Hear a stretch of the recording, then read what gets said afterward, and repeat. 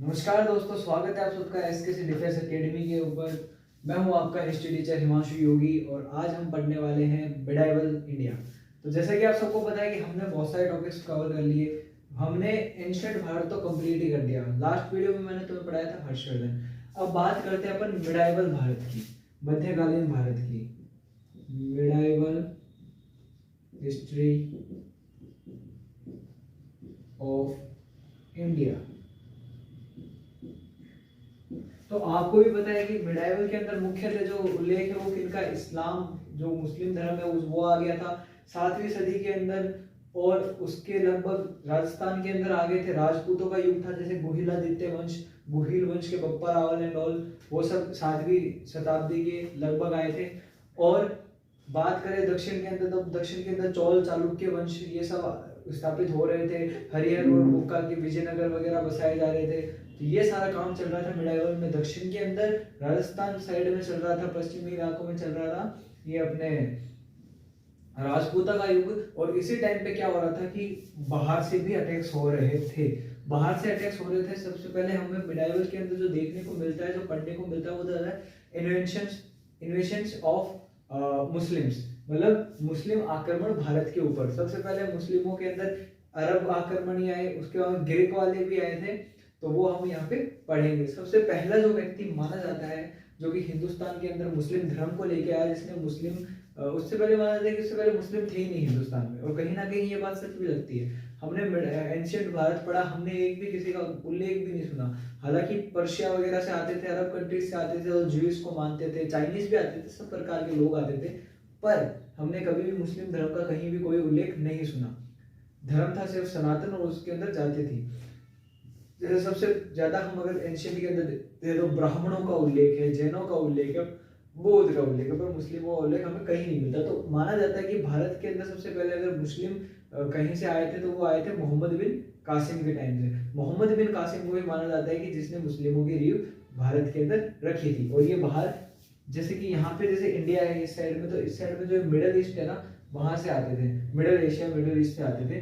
तो वहां से आने के बाद भी अटैक करते थे इंडिया के ऊपर। और इंडिया के ऊपर जब भी अटैक करेंगे तो इस साइड से करेंगे, इस साइड से करेंगे, पाकिस्तान अफगानिस्तान वाली साइड से, क्योंकि इस साइड तो चाइना है और इस साइड तीनों तरफ से समुद्र से घिरा हुआ है। जब यहाँ से आक्रमण करते थे तो सबसे ज्यादा आक्रमण किसने झेले? इसीलिए देखिए कि आप हिस्ट्री के अंदर राजस्थान की हिस्ट्री सबसे महत्वपूर्ण है। ये सारी बातें मैं आपको एक बार समझा रहा हूँ जिससे आप लोगों को ये समझ में आ जाएगी मिडाइवल हिस्ट्री के अंदर आप पढ़ने क्या क्या वाले हैं। भारत के अंदर सबसे ज्यादा अगर आक्रमण किसने झेले तो सिर्फ राजस्थान ने झेला है, क्योंकि इस साइड से कोई भी आक्रमण होता था सबसे पहले या तो पंजाब झेलेगा या फिर राजस्थान झेलेगा। क्योंकि जम्मू कश्मीर से आते नहीं थे, ठंड पड़ती थी, पहाड़ थे बड़े बड़े बर्फ के, इसलिए वहां से कोई भी आक्रमणकारी आने की नहीं सोचता था। राजस्थान के अंदर सूखा था, मतलब रेगिस्तान था, तो आने में ज्यादा दिक्कतें नहीं होती थी क्योंकि यहाँ पे गर्मी थी, मौसम अनुकूल रहता था। और रही बात पंजाब की, तो पंजाब में तो उनके लिए और भी इजी हो जाता था क्योंकि ना ही तो गर्मी ना ही सर्दी, बीच का मौसम रहता था। तो पंजाब वगैरह और राजस्थान इन दो से ही वो ज्यादातर मुख्यतः आते थे। और सबसे ज्यादा लड़ाइयाँ अगर किसी ने झेली तो पंजाब ने झेली है, नहीं राजस्थान नहीं झेली है, सॉरी। क्योंकि यहाँ पे राजपूत किंग थे, वो अपने मान मर्यादा मिट्टी के लिए मर मिटते थे, वो कभी भी इनको आगे नहीं आए थे। जैसे कि आप जानते हैं अजमेर के पृथ्वीराज चौहान के बारे में। पृथ्वीराज चौहान ही मेरे हिसाब से शायद पहले ऐसे राजा थे जिन्होंने किसी मुस्लिम के साथ युद्ध किया था। उससे पहले पंजाब के जो जाट राजा थे उन्होंने किया था, जब ना गजनवी वो लूट के जा रहा था सोमनाथ का मंदिर 1027 के अंदर। तो चलिए पढ़ते हैं। सबसे पहले हम आक्रमण पढ़ते हैं, invasions of Muslims in India. Invasion of Muslims in India. तो मैंने आपको दो लोग बताए कि दो लोग जिन्होंने आक्रमण किए थे, उन दो लोगों का नाम क्या है? सबसे पहले आएगा अरेबिक, दूसरा है टर्किश, तुर्क, जिन्हें हम तुर्क कहते हैं। तुर्क, मुस्लिमों को तुर्क भी कहा जाता है, ऐसा मतलब जैसा बुक्स के दौरान, मैं किसी धर्म के वो नहीं कर रहा। अरेबिक, तो अरेबिक में जो बंदा मिलता है जिसका नाम मिलता आने का, वो था मोहम्मद बिन कासिम। मोहम्मद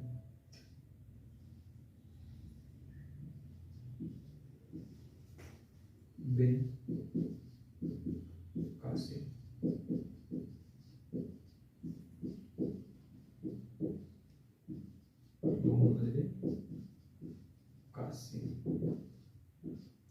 ठीक है।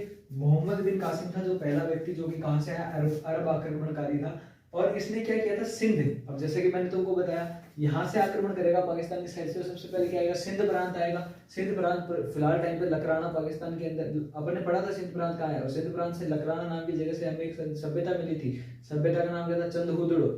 हाँ, और बात करते हैं अपन अरब ने क्या किया था, अरब एक आक्रमणकारी था मोहम्मद बिन कासिम जो कि आया था, और इसने क्या किया था, सिंध, भारतवर्ष उस टाइम पे तो पूरा ही था, उस टाइम तो भारत के 2 टुकड़े नहीं हुए थे, उस टाइम तो पाकिस्तान भी अपना हिस्सा था।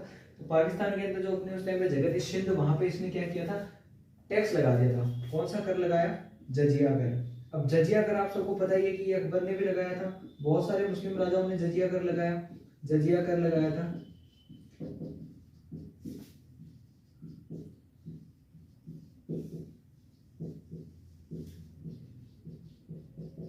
मैं बायोलॉजिकल पढ़ाता हूँ ना, इंग्लिश दोनों में लिख देता हूँ। तो इंग्लिश में तुम लिख सकते हो, Muhammad bin Qasim imposed jizya कर on the people of Sindh. Sindh के लोगों पर उसने क्या किया, जजिया कर लगाया था। मेन बात ये थी कि सिर्फ हिंदुओं पर लगाया, ज्यादातर उन्होंने ब्राह्मणों पे लगाया, ब्राह्मणों पे लगाया था, ठीक है। और उसके बाद में बात करें तो है ना, हमने जो चीजें सीखी अरबियों से, वो क्या सीखा कि हमने रेस कैमल, हिंदी में लिख देता हूँ मिक्स होगा, ऊंट पालना, we get to know about raising camels। उससे पहले भारत के अंदर ऊँटों को नहीं पाला जाता था। वैसा माना जाता है कि जब मुस्लिम आए, जब अरब आक्रमणकारी आए थे, जब वही उनसे हमें क्या पता चलता है कि ऊँट कैसे पालते हैं, खजूर की खेती कैसे होती है, ये सब हमें कहाँ कब पता चलता है, जब अरब आक्रमणकारी मोहम्मद बिन कासिम ने आया था। और बदले में हमने क्या किया था, इसमें ये लिख देते हैं, डेट एंड खजूर, बेर वगैरह, ये सब हमें किससे पता चला था, जब ये लोग आए थे। और दूसरी बात क्या आती है, जब ये लोग आए थे तो इनसे हमने ये सीखा कि ऊँट कैसे पालते हैं, डेट और पाम की खेती कैसे होती है। और हमने इन लोगों को क्या सिखाया कि डेसिमल्स, हमने इनको दशमलव, क्योंकि भारत के लोग बहुत विद्वान थे, पढ़ाई लिखाई में अपना पहले से नाम था, और ब्राह्मण जो कि खास कर इनका काम है पढ़ाना लिखाना था, उन्होंने क्या सिखाया, डेसिमल्स इनको बदले में सिखाया, और बदले में इन्होंने हमें ये चीजें भारत के अंदर सिखाई थी। उसके बाद में बात करें तुर्क आक्रमणकारी, तो तुर्क आक्रमणकारी के अंदर एक बंदा जो कि सबसे पहले था, ये तुम लिख लेना, ये इतना ही था इसके बारे में मोटी मोटी बात, बाकी ये आया, ये किया, वो बातें अलग है। जो कि मैन जो नोट्स के अंदर हमें मिलता है वो यही। और मिडाइवल के अंदर हमें जब भी एसएससी सवाल पूछता है, फिर कोई भी कंपटीशन में एग्जाम पूछते हैं सवाल, तो ज्यादातर आते हैं एसएससी के अंदर, सेंटर की है, तो उसमें ना राजस्थान के थोड़े कम आते हैं, दक्षिण वालों के बीच के आते हैं, जैसे चोल एम्पायर, ऐसे जैसे एक सवाल आ गया, मेरे एक सवाल आया था कि कौन सी एक ऐसी साम्राज्य था जिसके पास वो था, अपना खुद का समुद्र था, और उसमें ऑप्शन थे चोल, चालुक्य, और ये सब कुछ उसके अंदर ऑप्शन थे, उत्तर था उसका चोल, क्योंकि वो लोग रहते थे कोस्टल एरिया के अंदर, तो ऐसे सवाल आ जाते हैं। तो मिडाइवल के अंदर से जैसे ये पूछ लिया, हरिहर और बुक्का के द्वारा बसाया गया नगर कौन सा, तो विजयनगर साम्राज्य था। तो ये सवाल मिडाइवल हिस्ट्री से आते हैं, जो कि 1100-1200 लगभग थे, दक्षिण वालों से। बाकी मोस्ट ऑफ द क्वेश्चन जो आते हैं वो मुस्लिम से रिलेटेड आते हैं मध्यकालीन के अंदर, क्योंकि most of the time period में इनका आक्रमण चलना, ये लोग यहाँ पे बस भी गए थे, ये सारी चीजें हुई थी। और राजस्थान के अंदर तो बहुत, कभी तुम राजस्थान हिस्ट्री पढ़ना, मिडाइवल की बहुत अच्छी है, मैंने पढ़ी रखी है। तुर्किश, अब अरब तो हो गया तो इसको मिटा देते हैं, अब बात करते हैं अपन तुर्कों की। इनको मैं तुर्की बोल देता हूँ, क्या तुर्किश कर रहा हूँ, तुर्किश आक्रमणकारी कौन थे, सबसे पहले किसी का नाम मिलता तो है सुबुतगिन। एक तरह के नाम ऐसे होते हैं, आते नहीं,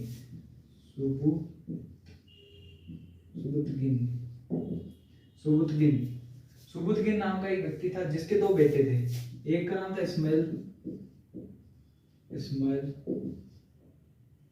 था ना, एक का नाम तो आपको जो है मोहम्मद गजनवी था, और एक का नाम पता नहीं इस्माइल था।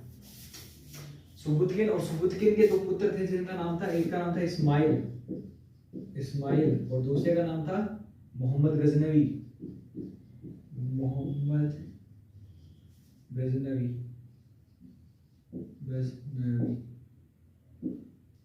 ठीक है। और सुबुद्दीन था, उसके 2 पुत्र हैं, जिसका नाम है एक का नाम इस्माइल, एक का नाम है मोहम्मद गजनवी। पर सुबुद्दीन ने कुछ नहीं किया, उसका बेटा सुबुद्दीन आया था, उसका बेटा था मोहम्मद गजनवी। मोहम्मद गजनवी ने 17 बार आक्रमण किया, 17 बार। ही अटैक्ड 17 टाइम्स ऑन इंडिया। अब 17 बार आक्रमण किया तो 17 बार किसी ना किसी ने इसे रोका भी होगा, इसके साथ युद्ध भी किया होगा। 17 times in India, he attacked 17 times in India. On India है ना, इंडिया के ऊपर गया था। और 17 बार आक्रमण करने के बाद में इसका जो लास्ट अटैक था, मतलब बहुत ही भारी जो कि होता है, तो 1025 के अंदर जो इसने क्या किया था, सोमनाथ मंदिर लूटा था। 1025 में सोमनाथ महादेव मंदिर लूटा। सोमनाथ महादेव गुजरात के अंदर है, महादेव मंदिर लूटा। और ऐसा माना जाता है कि जब इसने सोमनाथ महादेव मंदिर लूटा तो अपने साथ में जो लेके आया था, ऊंट लेके आया था, घोड़े लेके आया था, जो भी लेके आया था, उन पे लाद लाद के इतना लाद लिया, फिर भी वहां का सोना खत्म नहीं हुआ। और वहां पे जब ये लादा तो है ना, वो ऊंटों से गिर रहा था, इतना सारा सोना वहां पे मिला था। तो देखिए सोने की चिड़िया भारत सच में था। और उसके बाद में ऐसा माना जाता है कि जब इसने दोबारा आक्रमण किया 1027 के अंदर वापस लूटने पार्टी के लिए, तो इनकी वापस जाते समय पंजाब के अंदर इसकी जाटों के साथ युद्ध हुआ था, और जाटों ने इसे याद दिला दी थी नानी। और उसके बाद में ये लौट के कभी भी भारत की ओर नहीं आया। वो यहीं पे खत्म होती है मोहम्मद गजनवी की। अब मोहम्मद गजनवी को ना काफी सारी उपाधियां मिली थी, उपाधियां मतलब काफी सारे नाम मिले थे, क्योंकि बार बार आता। देखो वैसे जो इनका मेन काम था ना, मैं तुम्हें बताऊं, जिसमें सोमनाथ महादेव लिखता है, ये कोई राजा वाजा थे ही नहीं असल में। ये एक सरदार हुआ करते थे, तुर्क हो गए, अरब, ये कोई राजा आते ही नहीं थे ये उस टाइम पे। हाँ हो सकता है अपने अरब में होकर इंडिया के अंदर एज ए लुटेरे आते थे। बाबर आया था, बाबर ने भी ये किया था कि हम हिंदुस्तान के अंदर लूट गए। फरगना का शासक था बाबर, जो जिसका 1483 के अंदर जन्म हुआ था। वो आया था भारत पर्पस किससे, कि मैं लूटपाट करूंगा और वो यहाँ से निकल लूंगा, और लूटपाट करके अपने राज्य के अंदर धन साम्राज्य थोड़ा बढ़ा लूंगा। वो आके यहाँ पे बादशाह बन गया। पर इनका जो मेन काम था वो लुटेरे ही थे, कोई राजा वाजा नहीं थे। 1027 के अंदर बाद में ना इसका युद्ध रहता है, 1027 के अंदर इसका लास्ट डे था। उसके बाद में ये लौट के कभी नहीं आया। अब बात करें इसके ऊपर लिखे गए, इसको मिले टाइटल्स की, तो टाइटल्स इसके जो मिलते हैं वो मिलते हैं बड़े खतरनाक। इसलिए बोल रहा हूँ क्योंकि ये बोली में भी नहीं आते, बोले ही जाते हैं नॉर्मल जगह से। ये अरे यार ये नाम भी एक तरह वैसे यमीन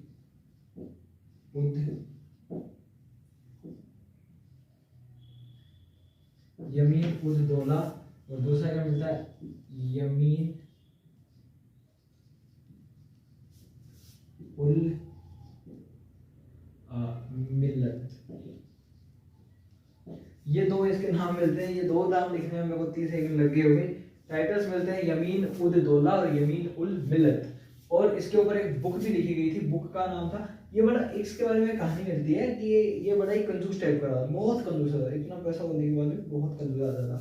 तो एक व्यक्ति का नाम आपने सुना होगा, मेरा चैनल दिख रहा होगा, कैमरा थोड़ा बाहर, मेरा एक व्यक्ति का नाम आपने सुना होगा, एक व्यक्ति का नाम आप सबने सुना होगा जिसका नाम था फिरदौसी। अब फिरदौसी एक लेखक था। अब फिरदौसी को इसने कहा कि बुक लिखो मेरे ऊपर, और उस बुक के अंदर जितने पैसे, जितनी लाइनें होंगी, जितने अक्षर होंगे, मैं उतने तुम्हें पैसे दूंगा, उतने तुम्हें स्वर्ण मुद्राएं दूंगा, जितनी लाइनें होंगी। तो फिरदौसी ने लिख दी। अब फिरदौसी बैठा और बैठा बैठा लिखता गया। अब पर फिरदौसी भी चालाक था, उसको पता था ये सारा कंजूस राजा है, ये अपन जितनी लाइनें लिखेंगे उतना कभी नहीं देने वाला। तो उसने क्या किया, उसको ना आगे आगे भरा, पीछे पीछे भरा, और उसके बाद में जाके बुक राजा को दे दिया। उसने ये बोला कि राजा जी मैंने 20,000 लाइनें लिखी है। 20,000 लाइनें लिखे, बोले लालची थे वो, किसने कहा 20,000 लाइनें लिखने के लिए, 20,000 लाइनें लिखने के लिए थोड़ी बोला था मैंने, तू पैसे के लालच में ये किया बना करके। तो उसने क्या किया कि ना फिरदौसी को ना 50 स्वर्ण मुद्राएं पकड़ा के बोला जब निकल ले। फिर उसके बाद में फिरदौसी तो चालाक था, उसको पता था कि ये नहीं देने वाला, कंजूस आदमी है। फिर उसके बाद में जो बीच में उसने पेज खाली छोड़े थे, वहां पे उसने लिखा ये छोटा था, ये था, वो था, फलान दिन का, ये उसने वहां पे लिखा। अब एक तो है फिरदौसी। फिरदौसी ने क्या बुक लिखी थी, फिरदौसी ने जो किताब लिखी थी उसका नाम क्या था, यहाँ पे लिख रहा हूँ, फिरदौसी।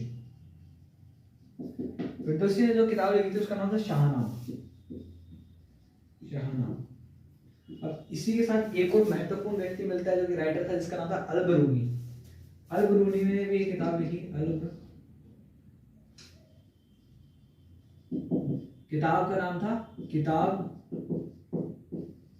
उल हिंद। किताबुल हिंद का तात्पर्य है कि हिंदुस्तान पे जो आक्रमण हुए थे, हिंदुस्तान की जो यात्रा थी मोहम्मद, ये जो भी है मोहम्मद गजनवी की, उसके बारे में पता चलता है। किसके अंदर? अल-बरूनी की जो लिखी हुई किताबुल हिंद है उसके अंदर। फिरदौसी ने शाहनामा लिखी 1025 के अंदर, सोमनाथ महादेव मंदिर लिखा 1027 के अंदर। बाद में ये इसका लास्ट आक्रमण था जो किसके जो जाट वगैरह थे पंजाब के, उनसे इसका युद्ध हुआ था। बाद में लौट के कभी वापस नहीं आया। तो ये हो गया तुर्किश। अब बात करते हैं आगे एक और व्यक्ति की, जिसका नाम है, जिसने चौहान राजा पृथ्वीराज, वीर पृथ्वीराज के साथ युद्ध किया था और धोखे से मारा। हमारे राजाओं की एक कमी थी कि वो सिद्धांतों पे बहुत चलते थे।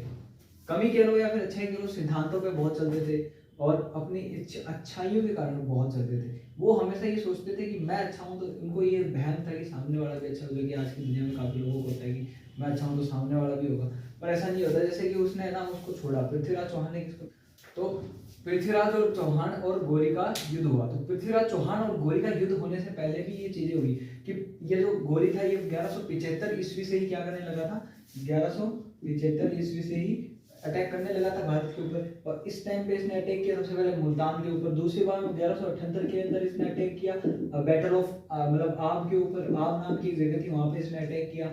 उसके बाद में इसने ऐसे करके बहुत सारे अटैक किए। अब एक भीमदेव नाम के राजा थे अपने, उन्होंने इसको हरा दिया था।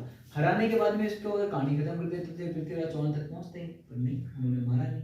बोला कि क्या मारेंगे इसको, चलो छोड़ दिया। उसके बाद में दोबारा बात करें अपन पृथ्वीराज चौहान की, तो पृथ्वीराज चौहान ने जब बैटल ऑफ टेरन यानी त्राइन का युद्ध हुआ, प्रथम त्राइन का युद्ध 1191 के अंदर, तब उसको जिंदा छोड़ दिया, उसको मारा नहीं पूरा। और 1992 में आके उसने उसको मार दिया पृथ्वीराज चौहान। तो ये लोगों ने कभी मौका नहीं छोड़ा, अपने वाले दया खा जाते थे, ऐसे थी। तो अगर उसको वहीं पे सल्टा देते, भीमदेव वहां पे सल्टा देते, पृथ्वीराज चौहान वहां पे सल्टा देते, तो ऐसे आगे आता नहीं। फिर उसने 1994 के अंदर जो जयचंद गढ़वाल है उसके ऊपर वापस अटैक किया। और 1206 के अंदर मोहम्मद गोरी जब एक वाकई मान लो आपकी एक खोखर था, खोखर जाट था, हमारे एक सर थे खोखर, जिन्होंने हमें स्टोरी बताई थी कि पंजाब से निकल रहा था, ये वापस जा रहा था और जाते जाते इसने किया कि एक जाट की 2 भैंस खोली। अब 2 भैंस खोली और 2 भैंसों के पीछे उस जाट ने ना पूरा मोहम्मद गोरी को खत्म कर दिया। भैंसों के वजह से जाट बड़े खतरनाक होते हैं। हाँ, तो अब तरीके से पढ़ते हैं। ये तो मैं तुम्हें स्टोरी बता रहा था, हेडिंग डाल दो मोहम्मद गोरी, मजे आते हैं तुमको भी बातें सुनने में। मोहम्मद गोरी,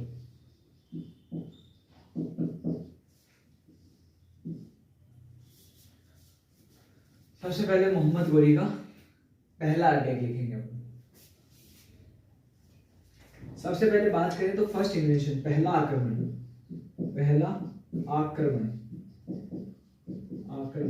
फर्स्ट इन्वेशन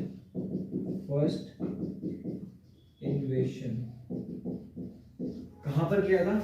मुल्तान के अंदर पहले आक्रमण ही किया था। वहां पे कोई राजा होंगे, उन्होंने इसको वापस भगा दिया था। मुल्तान भी उस टाइम पे हिंदुस्तान का ही हिस्सा था। उसके बाद में दूसरा आक्रमण, और ये कब किया? 1175। 1178 में एक वॉर हुई, 1178 में युद्ध किया। युद्ध का क्या नाम है? द बैटल ऑफ आब का युद्ध, द बैटल ऑफ आब। उसके बाद में बात करें, उसके बाद में इन्होंने क्या किया था कि इस युद्ध को क्या कहा जाता है, इस बैटल को, इसको कहा जाता है कायदारा का युद्ध। कायदारा का युद्ध भी कहा जाता है युद्ध। हाँ, उसके बाद में एक राजा थे Bhimdev defeated, Bhimdev second defeated Muhammad गोरी।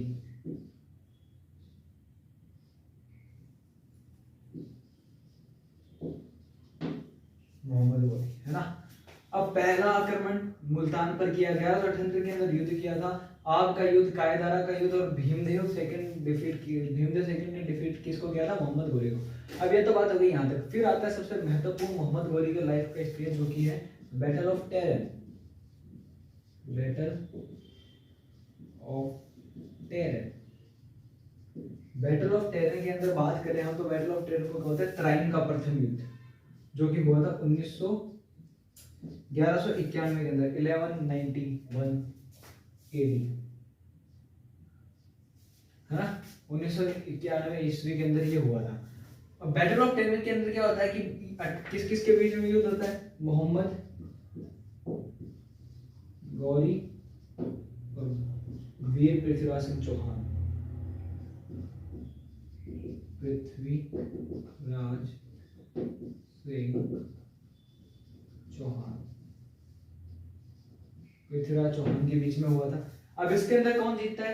पहले ट्रायल के युद्ध, बैटल ऑफ टेरन के युद्ध के अंदर कौन जीतता है? पृथ्वीराज की विजय होती है। तो यहाँ पर युद्ध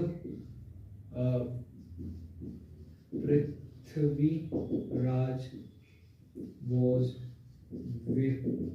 victorious in this battle। इस बैटल के विजेता कौन थे? पृथ्वीराज थे। उसके बाद में दूसरी बात करें,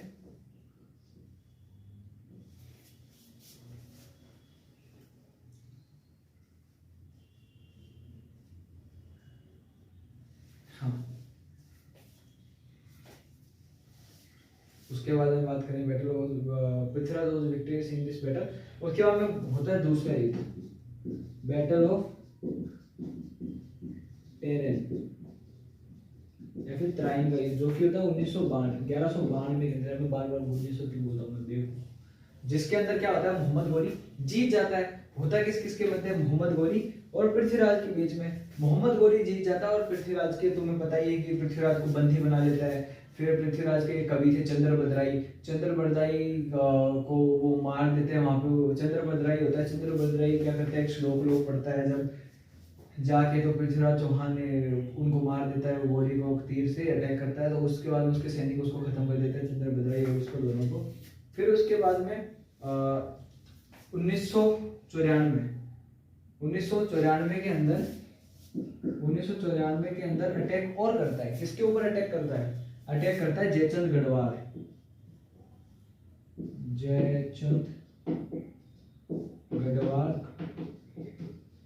वर्सेस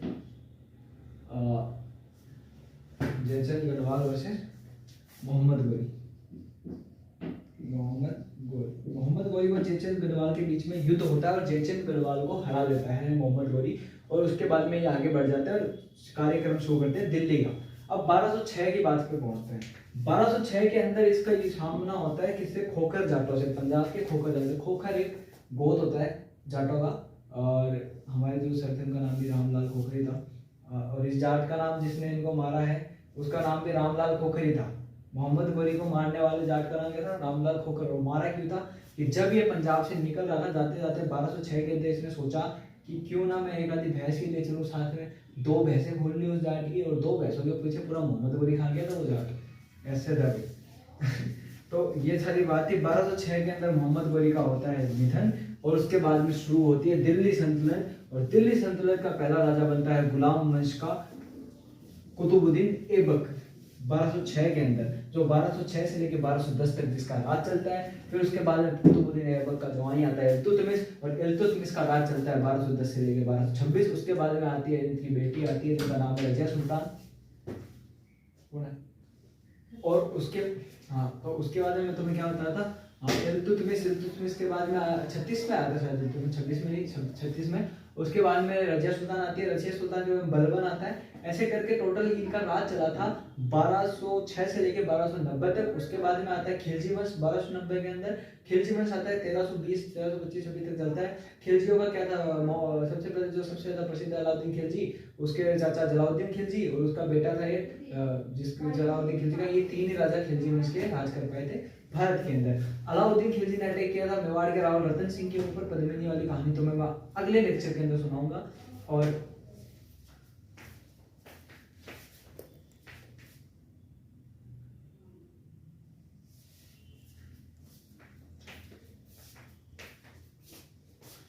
मैं कहाँ था।